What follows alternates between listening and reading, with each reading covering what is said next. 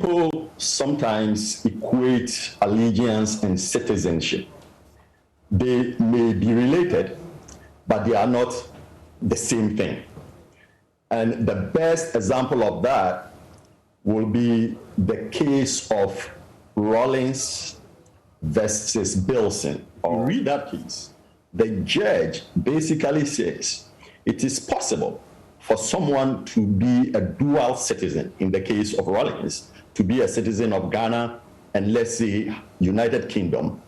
But that in itself does not mean he owes allegiance to a country other than Ghana. And that is the point, that citizenship is not the same thing as allegiance. Prof was right when he said allegiance is not the same as citizenship. But what Prof has not told our audience is that allegiance is like the umbrella word. Then under it, there are so many elements. So there are so many things that will make you pay allegiance to a particular country. Citizenship may only be just one of them. So for example, if you are not a citizen of the US, but you work with maybe CIA, and you take an oath of allegiance because you are a member, you are working as an agent for the CIA or any of those high security entities in the US, you pay allegiance to the US state without necessarily taking up citizenship. So it is true that citizenship is not the same as allegiance, but it's just one of the indicators. So if you're a citizen of a country, the presumption is that you owe allegiance to that country. We appeal to the patriotism of these dual citizens when we are trying to sell diaspora bonds and so on. Then it doesn't really ring honestly when it comes to political office to say, well, we doubt your patriotism. If you doubt their patriotism for holding political office, why do you trust them when it comes to selling diaspora bonds or even encouraging them to send you their remittances? Okay. What we need to do is to go much into details, admit some of the fundamental legal principles, and then make a decision whether we want it to go this way or not, because there is always a way to achieve that purpose without the exclusions that we have put in place.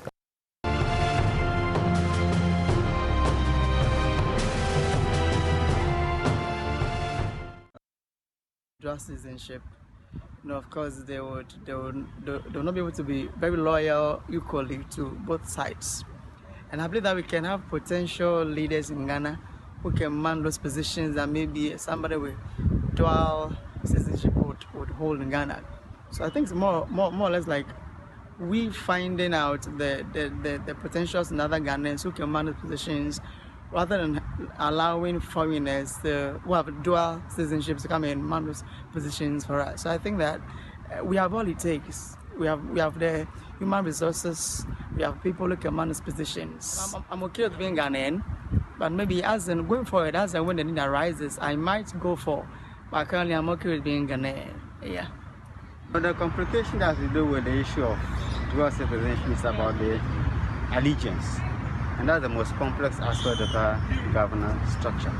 I prefer to have that kind of dual citizenship issue so that a person can have two citizenship cards.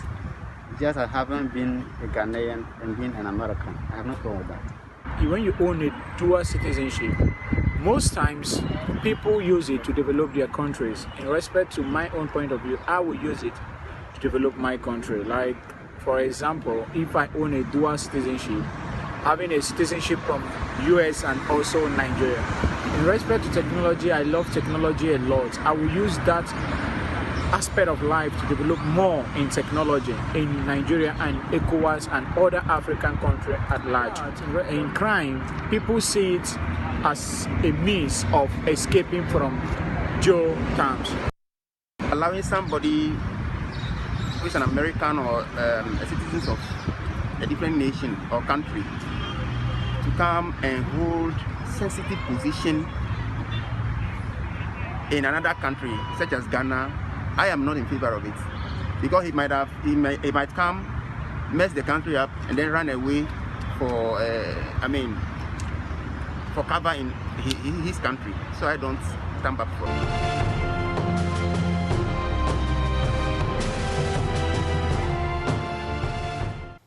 Good afternoon. You're welcome to The Law, and we're giving you part 2 by your request, part 2 of the subject of citizenship, dual citizens. And today we are titling it The Burden of Dual Citizens. You will love our next guest, Chris Osei Yeboah. He is head of firm at Cartesian Consult Unlimited. Thank you very much for making time to join us, sir. Thank you, Samson. Great. So today we will be heavy on your questions. You have sent some of them ahead through our various platforms, and also we interacted with you on the streets on what you think about the law being the process to amend the present position of the law as in our Constitution, to remove, if you like, the burdens, the problems that dual citizens face, so that they can also enjoy equal rights, equal privileges like mono citizens of this country. So I ask, why do you pick or choose the citizenship of another country in addition to Ghana or to the exclusion of Ghana? Why do you do that? And I make a correction from last week. I mentioned that Adamu Dramani Sakande had a problem because he held a citizenship of the US. He held citizenship of the United Kingdom, of the UK, and that was the issue. So, you would have heard some of the people on the street who spoke to us about whether or not this amendment that is being sought is important or it's not. The views are divided. To start with, where do you stand on that? Well, Samson, to be fair, I do not think there is a burden on dual citizens in any case. In any case, I do not also think that there exists any problem with that, and the law is clear on it. The law doesn't seek to exclude any citizen in the administration of this country. The law says, generally speaking, we can break the law down to say that every citizen may hold these offices under Section 16 of the Citizens Act. Now, what it seeks to say is that now, where every citizen has that right and opportunity to hold these offices, no citizen shall have or shall hold these offices if that citizen has or holds any allegiance to any other country other than Ghana. Another way to say is that every citizen can hold these offices provided that they do not hold any allegiance to any other or external country. So the constitution we operate now, the 1992 constitution, we started it by that constitution in Article 8. Yes. Clause 1, clearly prohibiting dual citizenship. Exactly. That you cannot be a citizen of Ghana and of another country. Yes. Then in 1996, we decided to amend it because we realized that there's no sense in it. These days, we are global citizens. If you talk about the Barack Obamas, and today we are talking about the UK Prime Minister, Boris Johnson, they have brought a lot of benefit to their countries. If they had laws such as we had in 1992, they would not have had that benefit. Yeah. So in 96, we said, let's change the law. Yes. We changed it, and we said, you can be a dual citizen, except that you will not be an ambassador or high commissioner, you will not be a secretary to cabinet, you will not be a chief of defense staff or any service chief, inspector general of police, commissioner customs, director of immigration, any other offices. You cannot be Chief Justice. You cannot be a Justice of the, is it the Justice of the Superior Court or so. It clearly shows that we have seen that what we're operating didn't make sense. So we made way. There are many countries that are now opening up to non-prohibition or restrictions on dual citizens. Yeah, I will agree with you on that. The country, of course, is a living constitution. It is subject to change, among others. But let us look at this. The whole process, the whole constitution as it is, it cannot just change because we will it to change. It cannot just change because another country has changed theirs. We cannot just change it because we have previously committed to changing some parts of it. We can only change it to suit the current situation, as in the existing situation in the country. Look at a country where we are, we have institutions which are unable to investigate. In fact, sometimes we investigate, in the middle of it, it is truncated. There are a number of commissions of inquiries which findings we have never been privy to, we've not seen. There are a number of truncated investigations, even by the police. Every other time, there is this attempt to find this, introduce that. We are not even able to implement our basic laws. Now we are going to insist on, let's say, repeal this part of the constitution and say that every other person can come there, can play this role in the country. The difficulty is that how do we monitor them? How do we control them? So it ceases to be of a legal nature. Now we go to, it becomes of a political, a socio-political matter.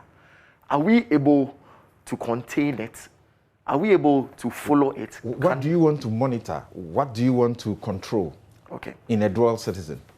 So there are, let me give you a typical example. In the US, during the elections, one of the main issues that came up about Hillary Clinton. Yeah, was that she used her private mail in communicating, doing her official duties. Right. Those things are products, those findings are products of proper research. Stronger institutions to have done same. Do we have same here?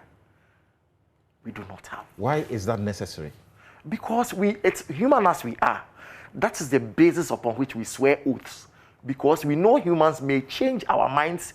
We may have other affiliation. We may decide that we want to switch allegiance. We may decide that we will keep our older allegiance and to satisfy them. And that is why we swear oaths. And on that basis, we all think and suggest and anticipate that humans may go beyond their boundaries and parameters. And that is what we need to safeguard. So that if you allow a dual citizen to occupy the offices that are presently prohibited. Yes. And we recently passed the Office of Special Prosecutor Act, and we prohibited them again that they can't be special prosecutor because you are a dual citizen. Yes. You are saying that that is good because we do not have the mechanisms to ensure that your loyalty is to Ghana other than the other country which you are a citizen of. Specifically so. And so you see a country like UK. UK will tell you, oh, a dual citizen may hold certain positions. And in fact, let's be fair to Ghana in the constitution. It is the case that even in the United States, there are some positions and areas where you need proper clearance if you are not a citizen, a proper citizen of the country to deal with. Even in the military, which is commonly known, persons want to, unless you reach a certain level and you become a proper citizen, you are not given those privileges. And so it is universal, except to say that now these countries are advanced. They have stronger economic power. They have stronger military presence in the world. And so they can choose to let these things go because they know they are rather the persons or the countries where they are rather the countries we should be watching. Now, a third world country like Ghana. You just mentioned the US. Yes. In the US, once you are a natural born citizen of the US, yes, regardless of the fact that you may hold the citizenship of another country, they are not bothered. Yeah. You could take up the most important office in the US. For as long as you satisfy the residency requirements, you must have been resident in the country for at least 14 years. Yeah. You can run to become a president. Yes. So how do we bring the US in? Okay. If we are looking for the best examples, which we often do, yeah, why don't we then use their example? Okay, let me use their example. And that's why their president, former president, Mr. Barack Obama, President Barack Obama, came to Ghana and told us that we should build stronger institutions in the governance process. We should build stronger institutions to help us reach our goals. It is an affirmation of the fact that we do not have stronger and proper institutions to hold the same country which we adore. Your argument, therefore, is that we should only be amenable to allowing dual citizens to hold these sensitive offices, yes, subject to having institutions, especially investigative institutions, yes, that are stronger enough. Exactly. Until we get there, we cannot. We shouldn't contemplate it. No, because we are in a very competitive world. This is a country where almost every mineral resource, every week, we find information as to a new resource we found. This country is a very small country. We have all these things here. We have human resource, which is one of our, I always say, it's one of our biggest resources we have. Look, if we allow these things to happen, and tomorrow the head of CIA, or maybe former head of CIA, may have Ghanaian roots, and then come in and becomes a president or becomes I mean, like any of them, secretary, yes, to cabinet. Between you and I, whom do you think he will hold allegiance to? That is the question. No, but why? If he swears the oath, and before you take office, he will swear to have his allegiance to Ghana. Yes. So, what? You're saying that he will swear it without believing and keeping to the oath? It can be done, and that is why there are stages. So you are saying, even then, even if he swears it, he can still go against it.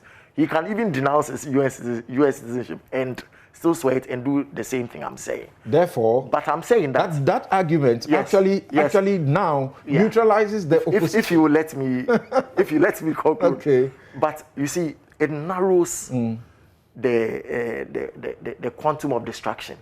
It reduces it, so that when people from other jurisdictions holding other allegiances come into this country and are placed in these positions, it is a very narrow space for them to pass through in order to do us the harm we... In 2006, yes, we passed a law by our parliament saying that Ghanaians who live abroad, yes, that is, including dual citizens, yes, have the right to be registered wherever they live and to vote in our elections, public elections, from wherever they live. If we give them the right to participate in elections, yeah, by voting, why should they not participate in elections by way of sort of seeking offices? You see, the same way the laws of this country allows prisoners to vote, prisoners of this country to vote. But we cannot make the same argument for them. Why not? It makes it difficult. Why not? Because if you, for instance, if you have been charged and committed for the offense of fraud, all these offices will not avail you. You will not have it. But you are a prisoner and a citizen of this country and you voted. So the law allows some form of discrimination to protect the interest of the state. And that's what I'm speaking to. We are looking for the best human resource. Yes. And sometimes our best could be in our citizens who are not mono-citizens but dual citizens. We should not use their expertise by way of bringing them into these offices simply because they are dual citizens. No, it doesn't exclude them. it says they have to renounce their citizenship. So they are still allowed. So no dual citizenship has been prevented from. No, they are. If they have to renounce it, then You have to renounce it. Doesn't mean you cannot be. You have the chance. once you renounce it, you have lost the other citizenship. Then again, if you want such a public office and you want to hold so dearly to another allegiance you hold, which is a competitive allegiance to this country, Another citizenship, not allegiance. another citizenship. Right. No, we are talking about because you see, okay, another citizenship. Right. And you want to come and work in this country as in these positions, as in Section 16.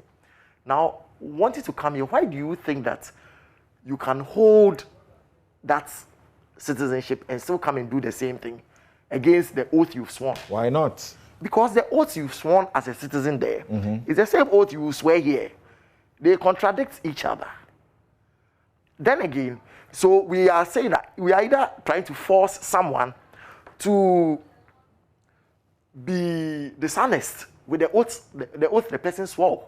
Because you sworn the same oath in another country, we are swearing it here, and you want to come and play in these positions. And in these positions, it comes with the oath of secrecy, it comes with the oath of office, and then there's another one. You understand? So these ones should not be. They are clear signs of danger for a country like Ghana. Yes. So I am saying this is not a legal matter. I don't think it's a legal because the courts have settled it. The constitution is clear on it. It is a political matter. It's a socio-political matter. Are we ready for it? We may be ready for it in 10 years. We may be ready next year. I mean, I'm being charitable. Then we could be ready for it now. Exactly, but are we ready? That's a question we have. So there should Have we be a ever general been ready for consensus. anything? Yes. All right, so you are still here on the law. We are continuing the discussion on dual citizenship. Last week we separated we did the distinction between allegiance and citizenship, and we dwelt on dual citizenship. Now, let us begin to take your views. Today, we are going to take just your questions, and Chris Yeboah is going to be answering your citizenship. You have a number of questions that you sought to pose to us, but last week, time did not allow us to take your questions. So, why do you pick another country's citizenship in addition to Ghana or to the exclusion of Ghana? Do you think that we should amend the constitution as is being about to be done now for dual citizens so that all the inhibitions, the prohibitions are removed against them?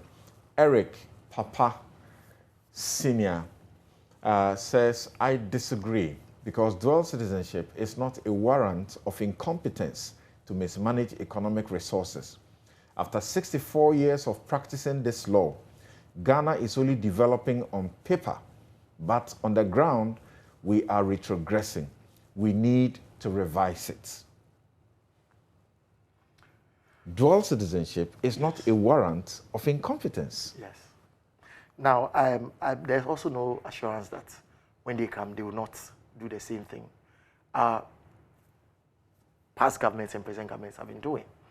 Now, you also notice that a lot of we are looking for solutions, so we explore. So, a lot of these MPs have always held dual citizenship and converted to Ghanaians and renounced their citizenship of that. And we are still where we are. I mean, so it is the will of the people, the political will to do. And that's why I've said that it is not the legal matter. And that's why we have so many laws in this country which are not being enforced. Because on the look, Ghana should have been one of the best places to live in with all the laws. Very nice. But we don't implement them. And so, yes, it's not a matter of amendment of the law. Let's take the next question or contribution. And it's coming from Ras Savadogo Kanvili Na. He says, aside politics, our proclamation on dual citizenship is injudicious and need proper overhauling. How can you welcome a dual nationality to invest in his or her native country and neglect such person to hold a position in the same country. That section of the law needs to be revised or abolished. So, second contributor. My only answer is that. Right. Let me just make it plain and streetwise. The fact that I go into a certain house to purchase something from the house doesn't mean I should be privy to the history of the family and what pertains in the family that dwell in that particular house. Now, these positions are sensitive positions because these people will be privy to confidential information. They will be privy to state secrets. They have sworn an oath of secrecy. They have sworn an oath of allegiance. And you just open to the schedule of the Constitution, yes, which contains all of these. Yes. It comes with sanctions. Yes. So if they breach the oath of allegiance, they breach the oath of office or oath of secrecy, yes, they will suffer the sanctions. So why not? Even mono-citizens, yes, breach some of these oaths. I was waiting for you to dwell on the sanction, the part of the sanction. Okay. So then, in discussions with other lawyers, I've also noticed that when it comes to dual citizenship, it doesn't only pertain to local laws. It is actually a matter of international law. Now, being international law, issues as to jurisdiction over the person will come in. Jurisdiction over the person, if the person commits a crime. Now, let's take a scenario where a person is a minister of, no, let me not go far. Let me say, a director of immigration commits a crime under the State Secrets Act. Or we allow the person to be special prosecutor. We remove the inhibition. Exactly. And they are special prosecutor. And then he commits a heinous crime against the state. And just when we're about to arrest him, he flees from our jurisdiction to his other country. Let's say America. We'll have problems with extradition and enforcement of the law. And these are salient issues that we need to deal with. And so you look at your might and your strength, both on the international level and the local level, in deciding whether or not you want to open up this door.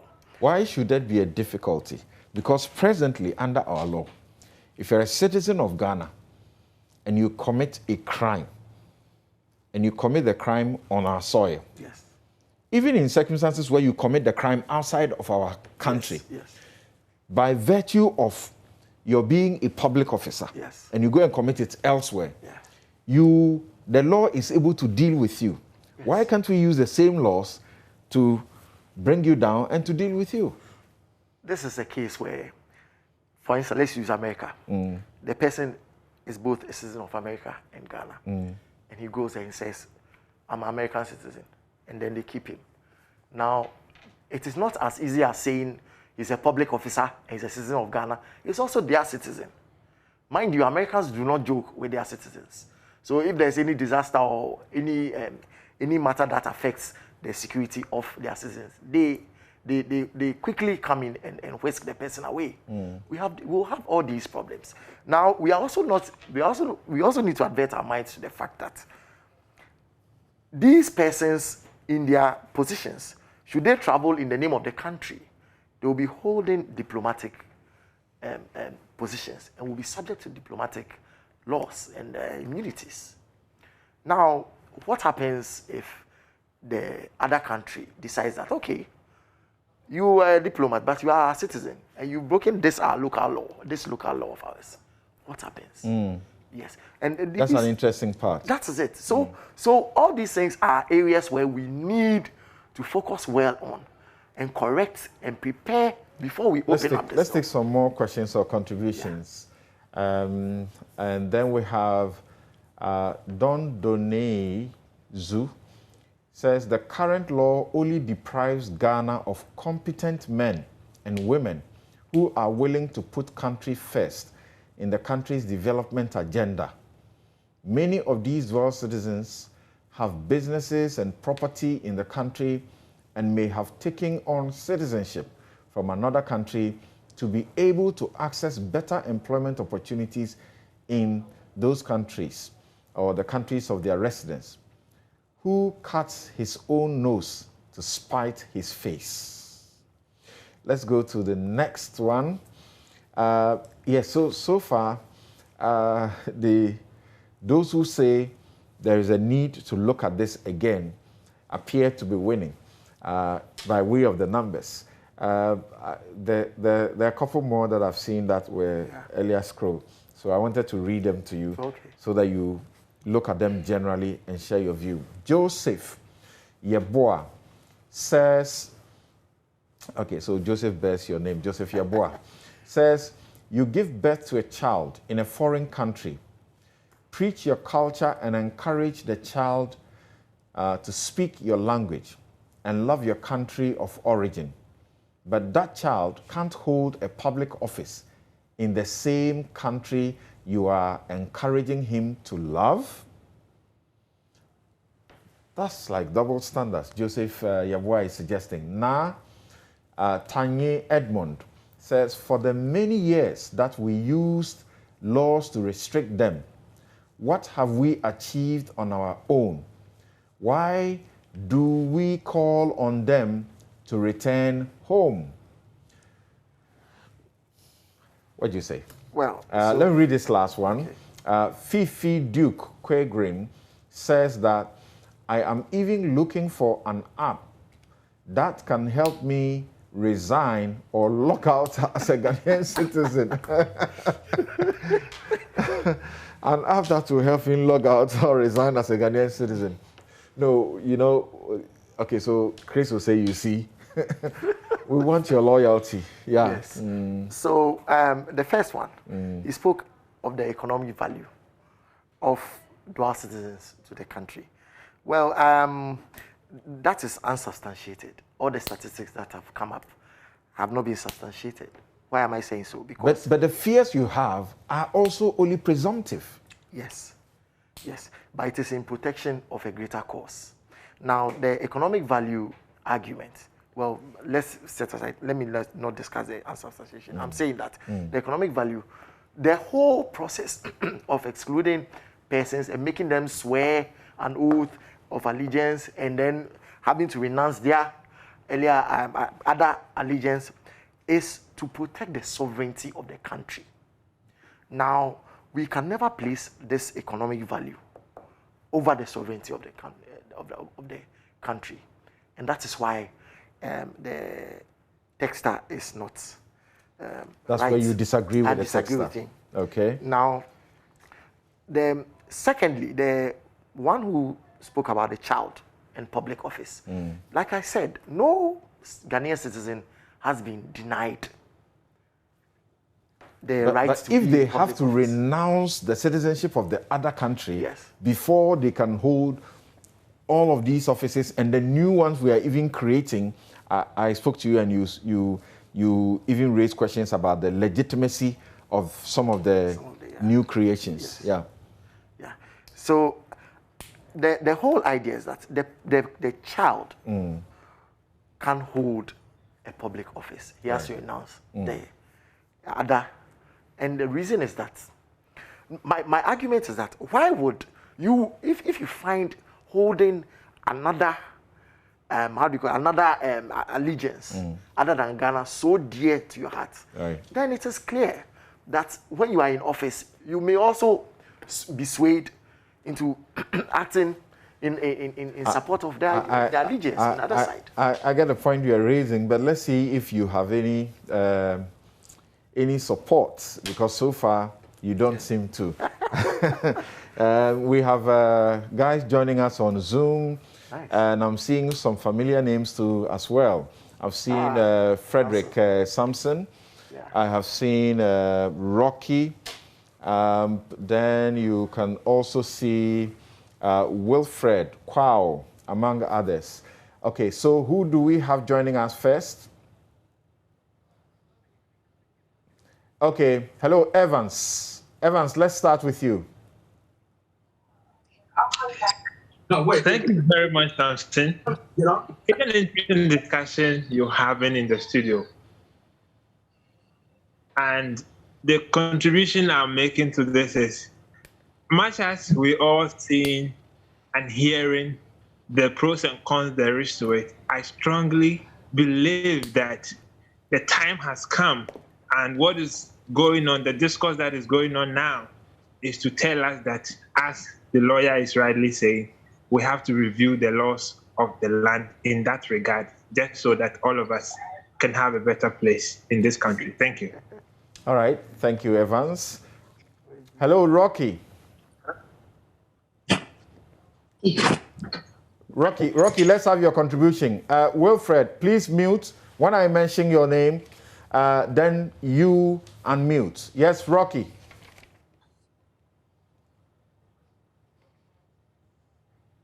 Okay, Rocky doesn't seem to hear me because I'm watching him and there's no any sign to show that he's paying attention. Hello, Wilfred. Hello, can you hear me? Yes, go ahead, Wilfred. Yeah, so I take the view that the laws as they're being, or they're looking to implement them now, someone made the point that people assume nationality of other countries for the purpose of having the right to work in those countries and not necessarily have those, the kind of allegiance that Ghanaians talk about. Now, Ghanaians in the diaspora have allegiance to their countries, no matter how you look at it. Your question as to whether when they decide to take any position in Ghana, whether they're being really sincere in their allegiance is one that can be debated. However, if we push this too much, there is also the argument that we're being too purist in our approach in terms of who we consider to be Ghanaian. And we miss the opportunity to attract talent that we need in Ghana to be able to develop the country. If we just want to rely on a purist form of who a Ghanaian is, then we lose sight of the opportunities that we get from bringing in talent. So I think, yes, positions need to be occupied by Ghanaians, but you need to be a bit flexible with that. Other countries apply, a different. You look at it differently. Boris Johnson is an American. He was born in America, so I think he can have American citizenship. But he's the prime minister of this country. Does he hold allegiance to the U.S.? No. So I think we need to look at it. Yeah. In fact, Boris Johnson just took the steps of renunciation. I think he just renounced the citizenship only for the purposes of avoiding tax in the U.S. Well, yeah. I mean, the Americans take a global view to their tax policy, and so whether you're underground somewhere, then you will have to pay U.S. tax if you're considered a U.S. person. All right. But that has nothing to do with your citizenship and whether. So I think Ghana or the parliament, the way the law as we see, we're kind of applying it now. We're being too purist in the way we're applying it. All right, Wilfred Kwao, thank you so much. We've heard you. You've been very clear in your contribution. Samson, Frederick Samson, can we hear you? Hello, Fred. Yes, Samson, good afternoon. Go ahead. Yes, I think I share the view taken by Chris, and my simple reason is this. I believe this position as Chris canvassed has been settled by our Supreme Court. Now, the point is that if we have dual citizens in Ghana who want to take up such positions, the question is, what prevents such persons from renouncing their citizenship to the other countries and taking up such high positions as they want to take in Ghana, with the basis that they want to offer some kind of services to Ghana? So, I mean, really speaking, I honestly do not see the need for any change in the current position of the law as is being advocated by others. So you are against the amendment that is being introduced. There is a Constitution of the Republic of Ghana, Amendment Bill 2021, seeking to amend the law, the Constitution, to remove the inhibitions that have been put in the way of dual citizens. You are against that? Yes. I have never been in favor of that particular position. Why can't someone have both? Why must they renounce their citizenship to the other country before? Well, I still go back to the case decided by the Supreme Court in 2013. And I think the reasons were made clear by their lordships. I don't see what has changed since that particular decision was made. And the point is that you really want to serve Ghana, which is fine. Like Chris said, nothing prevents you from doing so. The only indication is that renounce your citizenship. I mean, before the amendment in 96, like his lordship, Dr. Ban said, that was not the position. You couldn't hold dual citizenship at all. I mean, we had moved from there to 1996, where we said that, okay, now you can hold it. But certain positions are restricted to persons who don't hold citizenship to any other country. So if I want to offer myself for such a position, I don't see any reason why I shouldn't be willing to renounce my citizenship to the other states in preference for Ghana. Okay, thank you very much, Fred. Let's go to Reverend Divine. Reverend, thank you for joining us. Please unmute. Unmute. Right. Thank you. Thank you also for giving me this opportunity. Yes.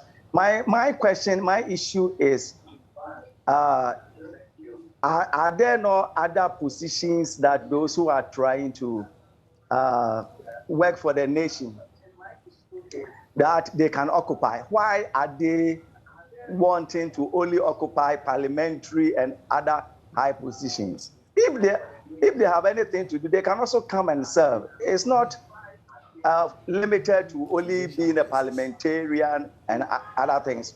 Nevertheless, can we take census of those who denounce their citizenship, and we'll see how they performed? If there can be any research on that, that can also inform us. I think well, first of all, you have not given them the opportunity as dual citizens to hold those offices yet. So I doubt there is a basis to make a comparison. No, but some were having dual citizenship, and they denounced it and came to work. Yeah, so that is different from one. That is different from one who says, "I want to keep my citizenship of another country and that of Ghana, and to work for Ghana." But I don't know the same people. It's the same person. It's not the same. Otherwise, we'll not be having this argument. Okay, let's try if Rocky can hear us now. Reverend Divine, okay. Thank you for joining us. Okay, yes. Thank you. Hello, Rocky, can you hear us now? Okay, yes. Hello, Berima. Yes, Berima, unmute and let's hear you. Yeah. Samson, thank you very much. All right. Yes, thank you so much. I think we have had this debate for a very long time. And our generation, those of us who are old already, I don't think the conversation should be centered on us. We have migrated into these countries and we have educated our children very well. They are holding key positions. They don't care that much. That the point I'm making is that the investment that we have made in these children need to be translated to develop Ghana. So those impediments should be removed. It doesn't help Ghana in any way. By the way, some other countries like Israel, Nigeria, and other people, what are they doing? We just spoke about Boris Johnson, who is an American citizen. He didn't denounce his citizenship before becoming the prime minister. So what is Ghana holding on to? Denying his own citizens who have migrated and learned something and want to come and help. And we are being too protective. What are we hiding? At the same time, look at the economic benefit that accrue to this country from citizens outside. I mean, Ghanaians should just stop talking about these things. Just remove the impediments and allow our children who are well educated to flow back and forth, because they were born here. It's not by their fault that they are American citizens. 100%. They are Ghanaians as well. Please stop this, because it's not going to help anybody. Thank you so much. All right. Thank you. Very much. Thank you very much. Was that Kwao supporting that submission? Hello, Francis. You are joining us by phone. What do you think about the discussion? There is a bill seeking to amend the constitution to remove the restrictions placed on dual citizens from holding certain sensitive offices in Ghana. Oh, hello. Thank you very much. But sincerely speaking, I think they should leave it as it is. It should be left the way it is now, because in the current situation of world politics, holding such two offices, especially if you hold a high office, certain documents and certain information needs to be keep privacy or needs to be very secretive to that state or that country. So if you hold an allegiance to two states or two countries, it becomes very difficult. Say, for example, Russia and America, for example, then you have dual citizenship of Russia and America. Who do you hold allegiance to? Then we know how the international politics. The example you just made, did I lose him? I was going to ask you that. The example you just made, America doesn't have the restriction you are talking about, and yet they are able to deal with the Russians, so to speak. Again, talking about leaking secrets, will it only be dual citizen who will leak a secret or, confidential information? Will a mono citizen not also be able to leak, information to another country? So that brings us to last week, the distinction between citizenship and allegiance. You can have the citizenship of more than one country, but have your allegiance to one and not the other. That has also been upheld. Okay, I've got Moro, Gariba, Ameyao, very many of you joining us now. So who do I pick first? Hello, Ameyao, let's hear you. Ameyao, go ahead.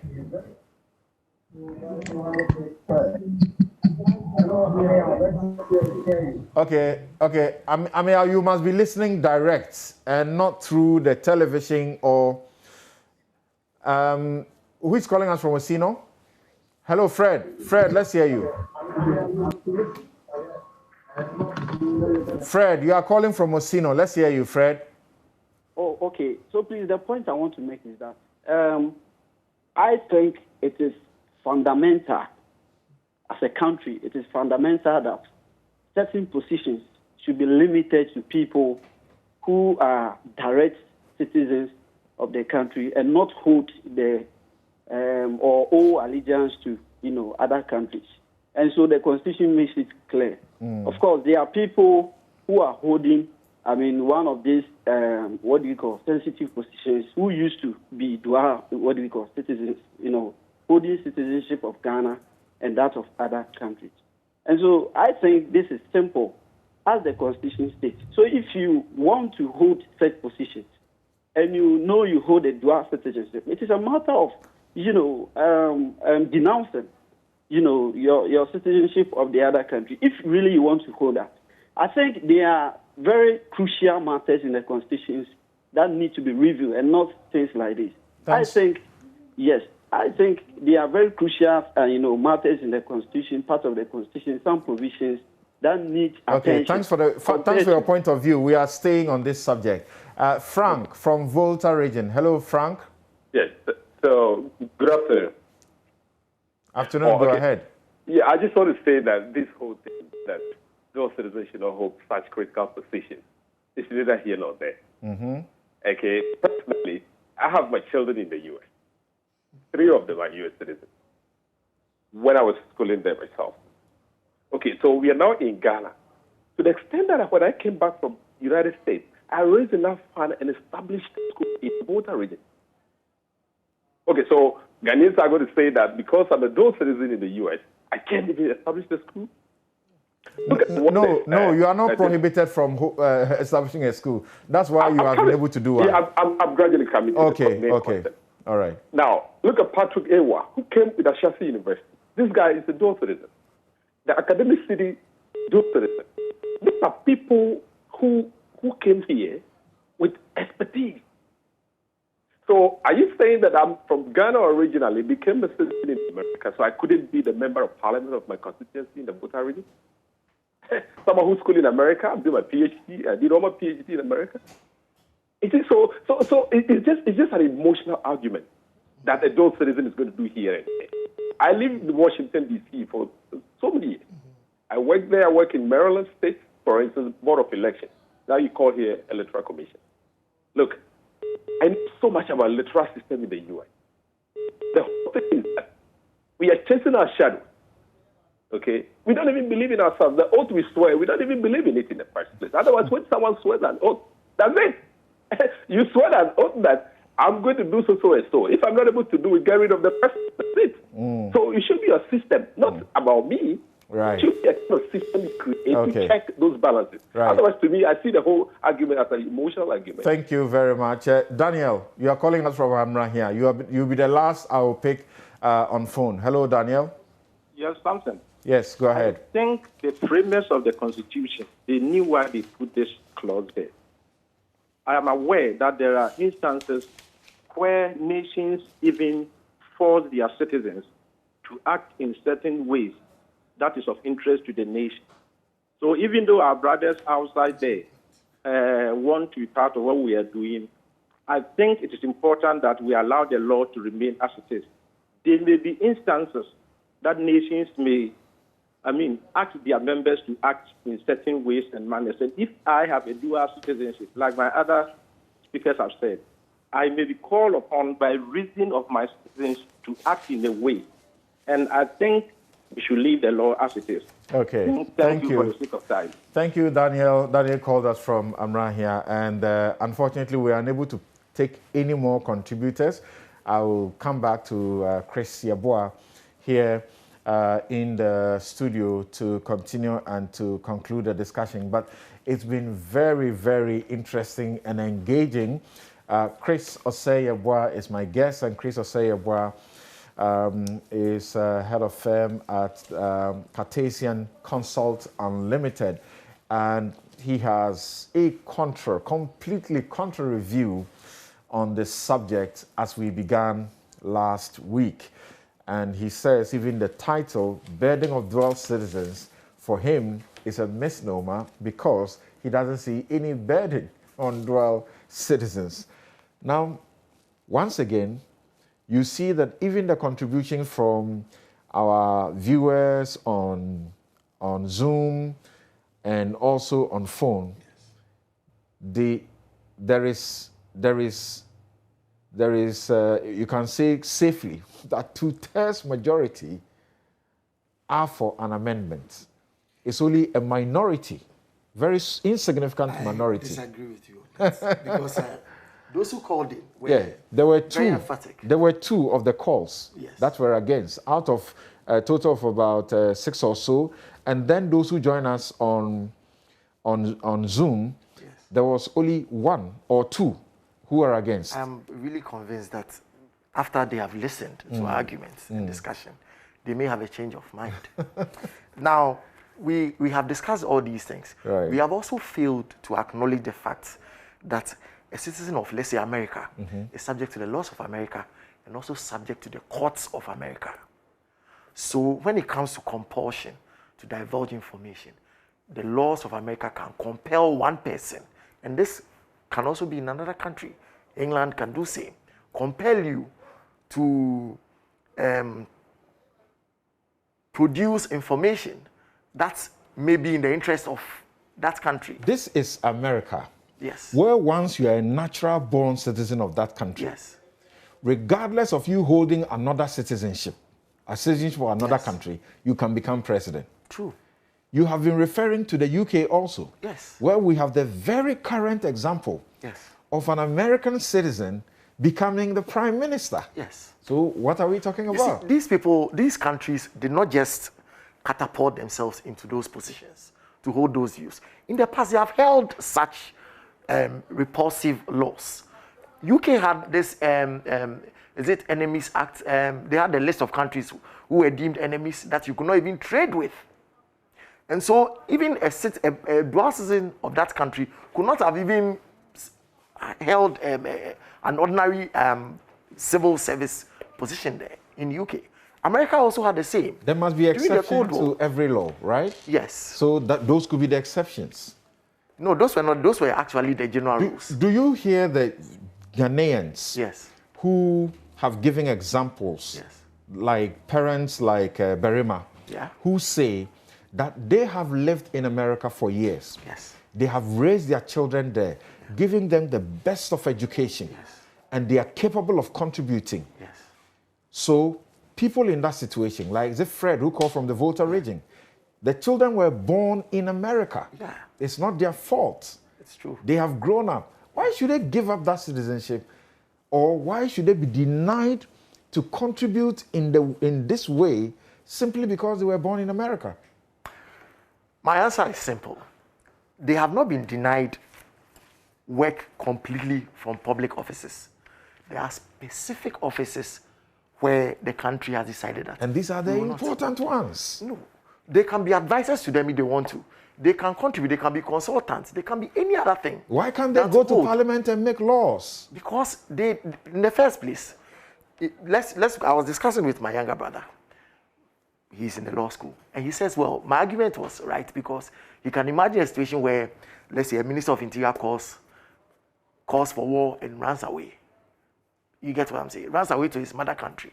Or a parliamentarian will have to go and vote. If Ghana is to wage war against another country, a parliamentarian who holds allegiance to that country will go and vote. Presently, when it comes to elections, these people we are voting for, they leave us anyway. Yes. In the same America, America prevents... All right. Chris, thank you so very much. It's been very engaging and very interesting, but this is all time will allow us. Chris Osei-Yeboah is the head of firm at Quotation Consult Unlimited, and he was assisting us on our part 2 of the burden of dual citizens. The verdict is still out there, but here on the show, I think it's been conclusive, with a few against that the law should be amended. I'm Samson Ladia Yanini. You have been watching The Law. This is your Legal Light and your Health Law. We come your way next week with another edition. Thank you very much.